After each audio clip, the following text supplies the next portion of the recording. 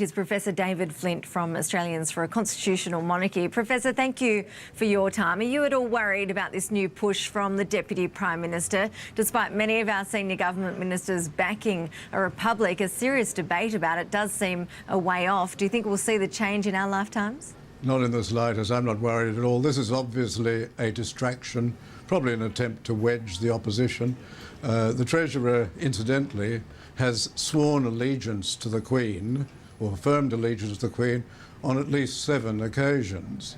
And the men he refers to, the great prime ministers of the wartime, Curtin and Chifley, were great constitutional monarchists. In fact, they recommended twice that a member of the royal family be Governor-General of Australia. So it's hard to see what he's talking about, particularly when you look at the polls. Support for a republic has been going down across the polls and over time since the referendum. It's now down to 33%. Now they know that you couldn't get a plebiscite up, you couldn't get a referendum up because they don't even have a model. And this is the situation in relation to a republic. It's off the agenda.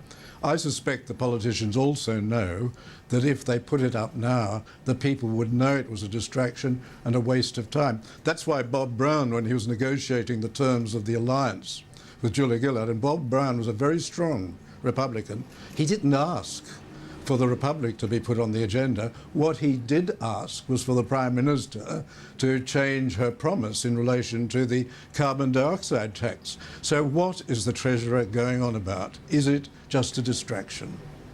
What do you say, though, to people who argue, well, the royal family has no relevance to us in Australia. It's not Australian to support the whole concept of giving titles to people through birth. Our economic ties are now more aligned with Asia and the US as a modern nation. It's time we stand on our own 2 feet. Isn't that a reasonable argument to have as we approach Australia Day tomorrow?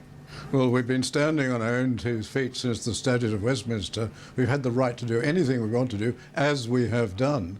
And the fact is that the Australian Crown, and it's a separate crown, the institution, is part and parcel of the constitutional system. It's been with us, with the English language, with the rule of law, since 1788. This will be a very big change if it's ever proposed. We had it in 1999. The politicians were distracted for almost a year debating it. 2/3 of them wanted it. What happened when they chose the best model they could put up? It was put to the Australian people. It was rejected in every state. It was rejected in 72% of electorates.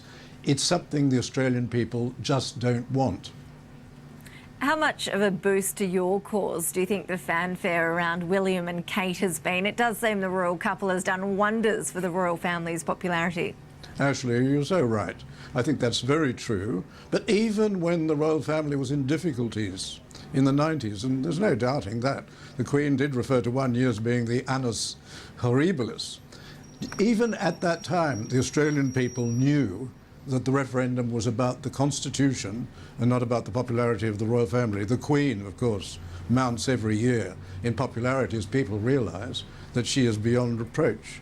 The young people, the 2 young princes, they are willing to dedicate themselves to service, and that's very clear. The first thing that they do is service, as we've seen with Harry, and I agree with you. Certainly they're very popular because they're such wonderful role models. In fact, I've had many people say to me, just look at them and compare them with the politicians.